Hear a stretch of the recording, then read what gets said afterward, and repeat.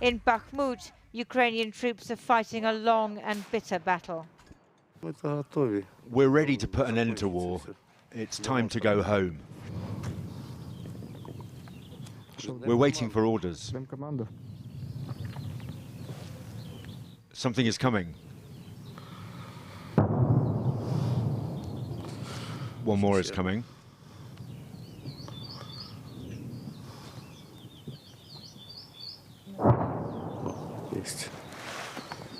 And many more will come as Ukraine prepares for its spring offensive.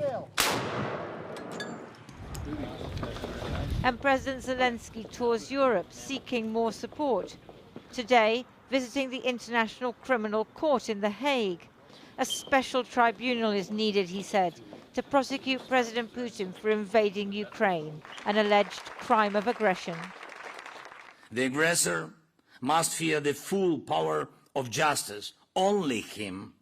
Yet, this is our historical responsibility of the modern generation to make the total punishment for aggression inevitable, to prevent the aggression against our country and also new wars. The ICC has already indicted Putin for an alleged war crime, forcibly deporting children to Russia, but the court doesn't have jurisdiction over the wider crime of aggression. Zelenskyy was also meeting the prime ministers of Belgium and the Netherlands, who have pledged to support a special tribunal. Russia cannot win this war, and it must be held accountable for all the crimes of aggression and the injustice it is inflicting on the people of Ukraine day after day in this horrific war. Ukraine's First Lady, Olena Zelenska, was in Downing Street today, greeted by Akshata Murty, the Prime Minister's wife. She's here to attend an international conference on preventing sexual violence in conflict, another war crime that's occurred in Ukraine.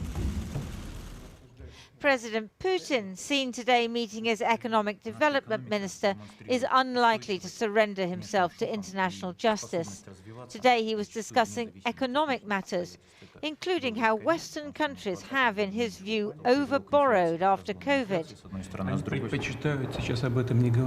Not an obvious priority, maybe, amidst rumours that some of next Tuesday's annual Victory Day parades may be cancelled because so much of the military is tied up in Ukraine.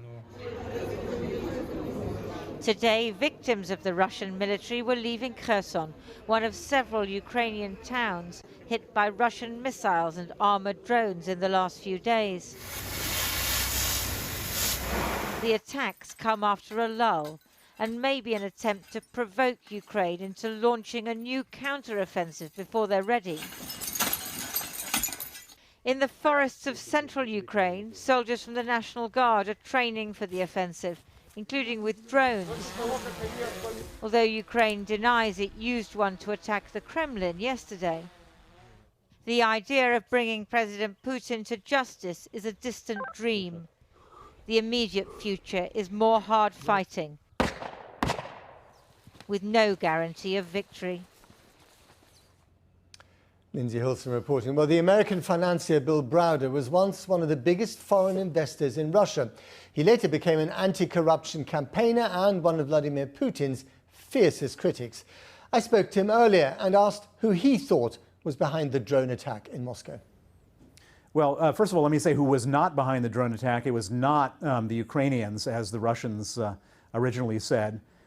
It looks to me like it was so amateurish, so choreographed, that this was a Russian operation to blame the Ukrainians in order to try to blame them for killing, or to attempt to kill Vladimir Putin, so they could, first of all, escalate the importance of the conflict in Russia, and perhaps to justify some type of really sadistic attack on Kyiv or other places where Zelenskyy might be. But of course, today Peskov, the Kremlin spokesman, also pointed the finger of blame at the United States, saying that they were behind this. They orchestrated the whole thing. They planned it. They just got the Ukrainians to carry it out. Is that also nonsense? That's a complete and utter nonsense. And what you need to understand is that the Russians need an enemy greater than Ukraine. it's very difficult for them to justify why they're losing a war to a country that they've sort of categorized as second tier. And to the extent that they are losing, they have to somehow make it seem like they're up against a much more robust enemy, which is the United States. So if this was indeed a false flag operation launched by the Russians against themselves, as many people are now claiming, you kind of wonder to what effect, because the drone strikes from Russia that we saw today are nothing new, really, are they? So one of the big problems that Putin has is that he's losing his soldiers in large quantities on the battlefield, and he needs to replenish them. But if they're going to get more warm bodies, more cannon fodder to throw into the fight, they need to start to draft people. And the only way they can justify that is to say, well, look, this thing is escalating. The Americans are trying to kill Putin. The Ukrainians were carrying out this attack. Therefore, this is no longer a special military operation. This is a war, and we need you to serve. If so much of this is political theater orchestrated by the Kremlin, why do you think that the victory parades for the 9th of May, which is such an important day in the Russian calendar, in 21 cities have been cancelled? Well, I think it's a combination of things. First and foremost, I think that most of the equipment that they would use in these parades is on the battlefield or has been destroyed. And so it would look kind of weak to have a bunch of old stuff that that doesn't look very intimidating, marching down the street. And I think the second thing is that they're justifiably concerned about terrorist attacks. I mean, of course, the other thing that we've all been waiting for was the spring offensive. Spring is now turning into summer. This is from the Ukrainian side. And there hasn't been that offensive. And there may not be that offensive anytime soon. How do you explain that? And when it comes, do you think it actually would make a big difference? Well, first of all, the Ukrainians are going to do it at a time and the place of their choosing. I think that the ground is just drying up right now. And they're also complaining a lot in Ukraine about still waiting for weapons to arrive. And so I think that they want to be ready with all that they've got. They want to have the ground ready, and they want to do it at a time when the Russians aren't expecting it. And do you think that part of that arsenal that they're waiting for are fighter jets, and should Zelensky get them? Western fighter jets? Well, he's already stated that they're not going to wait for the fighter jets to come in before they start their ground offensive. But it's obvious to me and to most other people who support Ukraine that if we're giving them tanks and missiles, we should give them jets. It's really kind of almost sadistic to give them half of what they need, but not the whole thing. I mean, we're watching these bombers coming in and sending cruise missiles into Ukraine. If Ukraine had their F-16s, that would be a lot less likely. A lot less people would die.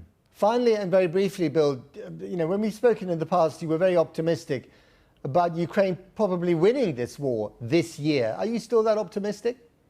Well, I'm not sure if I'm optimistic that they're going to win the war this year, but I'm optimistic that Russia is never going to win this war because Ukrainians have a huge motivation to fight, and they now have the weapons to fight with. I'm not sure if I could predict that the war would be won, but I could definitely predict that Russia is in a lot worse place than anybody expected.